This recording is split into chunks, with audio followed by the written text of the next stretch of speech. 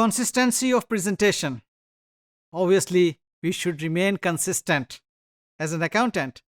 We should remain consistent in applying the policies and procedures of the financial information that we are presenting in the financial statements.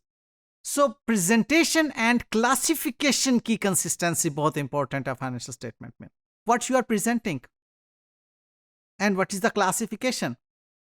Obviously, ये presentation and classification is based on the policies and procedures that the entity adopts. अब वो policies and procedures जो adopt किए हैं एक साल में वो अगले साल में भी चलना चाहिए. इससे comparison again easy हो जाता है. फॉर एग्जाम्पल आपने इन्वेंट्री के बारे में कॉस्ट जो मेथड अप्लाई किया that was first in first out. अब ओवर 3 years आप जो है वो फर्स्ट इन फर्स्ट आउट पे जा रहे हैं. 4th ईयर अचानक आप कहते हैं कि वेटेड एवरेज पे इसको कर लेते हैं. ये आपकी कंसिस्टेंसी नहीं रही.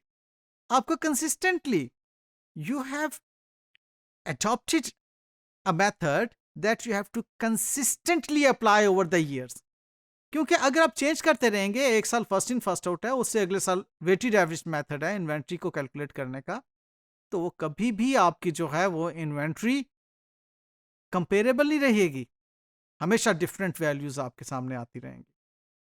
तो कंपेरेबल होने के लिए जरूरी है कि वो पॉलिसीज एंड प्रोसीजर्स यकसा तौर पर पिछले साल वाले ही आगे फॉलो करते चले जाएं. कंसिस्टेंसी उनके अंदर नजर आनी चाहिए. वेल, क्या रीजंस हो सकती हैं? बात का आप पॉलिसीज चेंज भी करते हैं, आप इनकंसिस्टेंट भी होते हैं.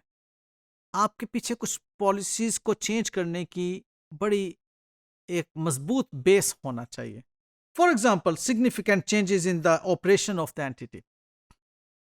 पहले वो एंटिटी एक ट्रेडिंग कंसर्न थी. आप ट्रेड करते थे, गुड्स परचेज करते थे और सेल कर देते थे,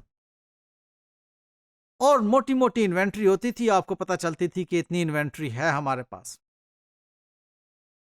अब आपने क्या किया? अब आप मैन्युफैक्चरिंग में आ गए. अब आपके पास इन्वेंट्री जो है, मटेरियल एंड सप्लाईज की बेशुमार आइटम्स हैं जो आपके पास मौजूद होती हैं. वर्क इन प्रोसेस आपके पास है, फिनिश्ड गुड्स आपके पास है इन्वेंट्री की. पहले आप ये करते थे कि आप पीरियोडिक इन्वेंट्री सिस्टम पे अपनी इन्वेंट्री को मेंटेन करते थे. एक आपकी पॉलिसी थी कि आप पीरियोडिक पे अपनी अकाउंटिंग जो है वो करेंगे. एक पीरियोडिक अकाउंटिंग सिस्टम आपका एक मेथडोलॉजी थी जिसको आप अपनाए हुए थे.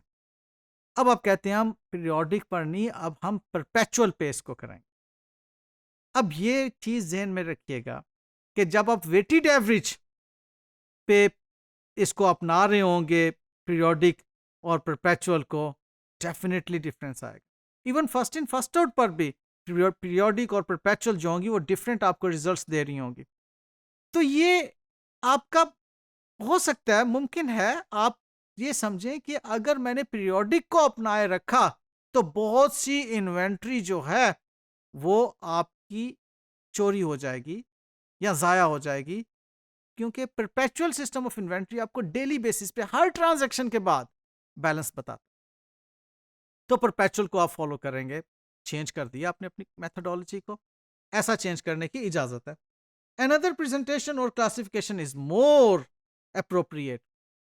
पहले आप कॉस्ट मॉडल पे अकाउंटिंग कर रहे थे, अब आप कहते हैं कि रीवैल्यूएशन मॉडल अपनाएंगे हम प्रॉपर्टी प्लांट एंड इक्विपमेंट के लिए, और इसको आप समझते हैं कि ये ज़्यादा अप्रोप्रिएट है क्योंकि इस वक्त प्राइसेस चेंज हो रही हैं और हम चाहते हैं कि हमारी बैलेंस शीट जो है वो वैल्यूज शो करे जो कि इस वक्त मार्केट में अवेलेबल है. इसलिए आप रीवैल्यू करना चाहते हैं और आपकी वो जो फेयर वैल्यू है मटीरियली डिफरेंट है उसकी कॉस्ट से, आप उसको रीवैल्यू पर बेस करना चाह रहे हैं. तो ऐसा करना आप समझते हैं कि अप्रोप्रिएट है. और when an IFRS requires a change in presentation, इसकी एक एग्जांपल ये हो सकती है कि पहले लीजेस जो हैं वो IAS 17 के तहत ऑपरेटिंग लीज अलाउड थी. एक लेसी जो है वो ऑपरेटिंग लीज पर एक्सपेंस आउट कर देता था जितने भी उसके लीज रेंटल्स होते थे. लेकिन अब IFRS 16 आपको मना करता है ऐसा करने से. वो कहता है कि आप की कोई ऑपरेटिंग लीज नहीं है, आप राइट ऑफ यूज एसेट को डेबिट करें, अपनी बैलेंस शीट में शो करें उन एसेट्स को, और उसके अगेंस्ट जो लायबिलिटी बनती है उसको लायबिलिटी के तौर पे, लीज लायबिलिटी के तौर पे शो करें। अब ऐसा करना आईएफआरएस ने कह दिया, अब आपको चेंज करना पड़ेगी अपनी जो पॉलिसी होगी। कहते हैं जब भी आप इस तरह से कोई पॉलिसी चेंज करेंगे तो आप रिक्लासीफाई करेंगे अपनी कंपैरेटिव इंफॉर्मेशन को, और आप जो उसके डिस्क्लोजर्स हैं वो अप्रोप्रिएटली आप बताएंगे।